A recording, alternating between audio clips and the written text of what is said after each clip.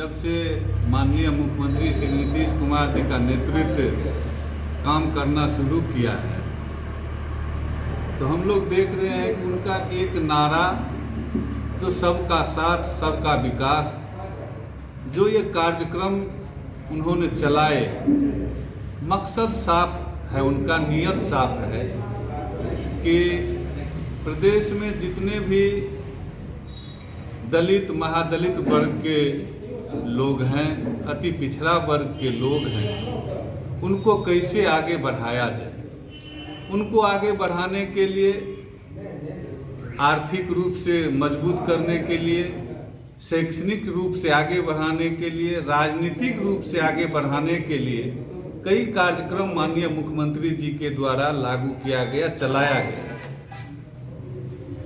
हम लोग देख रहे हैं कि राजनीतिक रूप से अति पिछड़ा वर्ग के लोग, दलित महादलित कोटि के लोगों को आगे बढ़ाने के लिए पिछले पंचायत के चुनाव में, नगर निकाय के चुनाव में आरक्षण दे करके सभी कोटियों को प्रतिनिधित्व देने के लिए आरक्षण के अनुसार चुनाव करवाया गया। कई चुनाव बीत गए। अभी 2022 के पहले 2021 में पंचायत का चुनाव भी हुआ, जिसमें आरक्षण लागू था और उस अनुसार चुनाव हुआ है। 2022 के नगर निकाय का जो चुनाव शुरू हुआ, तो उसमें पूर्व के भांति आरक्षण के आधार पर ही चुनाव का घोषणा हुआ, नामांकन भी हो गया, चुनाव का कार्यक्रम तेजी से आगे बढ़ रहा था। कुछ ही दिन बच गए थे चुनाव में, लेकिन भारतीय जनता पार्टी और उनके नेता, जिनका नियत साफ नहीं है आरक्षण के मामले में, भारतीय जनता पार्टी हमेशा आरक्षण को खत्म करने की साजिश रचती है, षड्यंत्र करती रही है।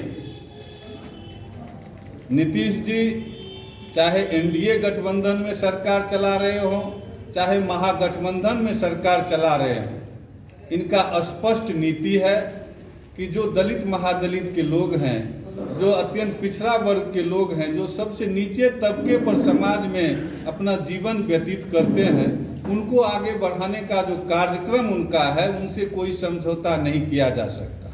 और उसी के आधार पर अभी 2022 के नगर निकाय चुनाव का शुभारंभ हुआ, कार्यक्रम आगे बढ़ा, लेकिन षड्यंत्र करके, साजिश करके भारतीय जनता पार्टी के नेतृत्व द्वारा, उनके कई नेताओं के द्वारा साजिश करके कोर्ट के माध्यम से चुनाव को रोकवाने का, आरक्षण को समाप्त करने का जो गंदा चाल चला गया है, वह सर्वविदित है। हम लोग देख रहे हैं कि भारतीय जनता पार्टी और उनके कई बिहार के शीर्ष नेतृत्व नेता जो आरक्षण को समाप्त करने पर तुले हुए हैं, उनका एक एक बयान हमेशा आता रहता है आरक्षण विरोधी। तो उसी को उजागर करने के लिए आज हम लोग प्रेस कॉन्फ्रेंस करके आप लोगों के माध्यम से आम लोगों को जानकारी देना चाहते हैं। और हमारा दल जनता दल यूनाइटेड इस कार्यक्रम के बाद आम लोगों के बीच में जा कर के भी इस साजिश के खिलाफ आवाज़ उठाएंगे, लोगों को बताएंगे कि किस तरह से भारतीय जनता पार्टी का केंद्र की सरकार और उनका कई नेता जो साजिश रच रहे हैं आरक्षण को समाप्त करने का, पर्दाफाश करेंगे। आप लोगों को जानकारी है भी कि चुनाव का जब रोक लगा चुनाव पे कोर्ट के माध्यम से, और कोर्ट का निर्देश प्राप्त हुआ सरकार को कि आप जो है सो अत्यंत पिछड़ा वर्ग का आयोग गठन कीजिए, और गठन करके जो सामाजिक रूप पर जो अत्यंत पिछड़ा वर्ग का संख्या है उसका आकलन कीजिए, फिर उसको चुनाव कराने का जो है सो आप निर्णय लीजिए। तो सरकार ने कोर्ट के निर्देशानुसार पूरे बिहार में जो अत्यंत पिछड़ा वर्ग का आयोग गठन किया गया, और उसके माध्यम से सभी जिले में जो रिपोर्ट तैयार की गई, वो रिपोर्ट पिछड़ा वर्ग के जो अध्यक्ष हैं बिहार के, जो हाईकोर्ट के सेवानिवृत्त जज हैं उनको दिखाने के बाद उनके अनुमोदन के बाद कोर्ट में दायर के हलफनामा दिया गया। फिर कोर्ट ने आदेश जारी कर दिया है चुनाव कराने का। इतना होने के बाद भी भारतीय जनता पार्टी के नेतृत्व द्वारा अभी भी साजिश रची जा रही है इस चुनाव को रोकवाने का, आरक्षण को समाप्त करने का। यही हम लोगों का आज का कार्यक्रम है कि इनके इस नियत को, इनका जो आरक्षण विरोधी नीति है उसका पर्दाफाश करने के लिए हम लोगों को जिस स्तर तक जाना पड़ेगा, जो कार्यक्रम चलाना पड़ेगा, हम लोग उसके लिए तैयारी कर रहे हैं।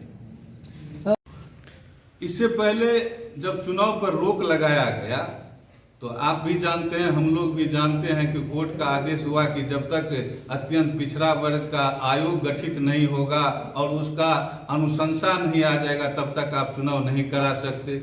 उसके बाद आयोग का गठन करवाया गया सरकार के द्वारा, अत्यंत पिछड़ा वर्ग का आयोग, और उसके द्वारा जो रिपोर्ट तैयार करवाई गई पूरे बिहार का, और उसका जो प्रति है वो पिछड़ा वर्ग के जो हमारे प्रदेश के अध्यक्ष हैं, जो सेवानिवृत्त जज हैं, उनको रिपोर्ट दिखाने के बाद, उनके द्वारा जो अनुमोदित होने के बाद हाईकोर्ट को इसकी सूचना दी गई तो हाईकोर्ट ने चुनाव कराने का आदेश दिया है।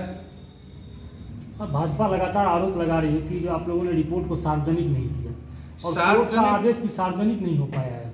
कोर्ट का आदेश सार्वजनिक करने के लिए कोर्ट का आदेश है, सरकार का जो संपत्ति है, कोर्ट के आदेश को सरकार का काम है पालन करना, उसको सार्वजनिक करने का अधिकार हमको नहीं लगता है कि सरकार के पास में है कि कोर्ट जो आदेश दिया है उसका पालन सरकार को करना है। भाजपा की एक साजिश के तहत इस चुनाव को एक राजनीति का हिस्सा बना दिया है, तो क्या लगता है कि कोर्ट भी भाजपा के साथ मिली हुई है? देखिए, नेता, नीति और नियत। नेता होता है देश का, उसकी नीति होती है और सबसे बड़ा सवाल उसका नियत होता है। इसके भाजपा जो अभी केंद्र में सरकार चला रही है उसका नियत साफ नहीं है। नेता मोदी जी हैं, नियत नीति उसका कोई दर्शन ही नहीं है, भाजपा का कोई सिद्धांत ही नहीं है, और नियत तो साफ गड़बड़ है। वो चाहता है कि गरीब गुरुआ जितना गरीब रहे उससे हमको कोई मतलब नहीं है।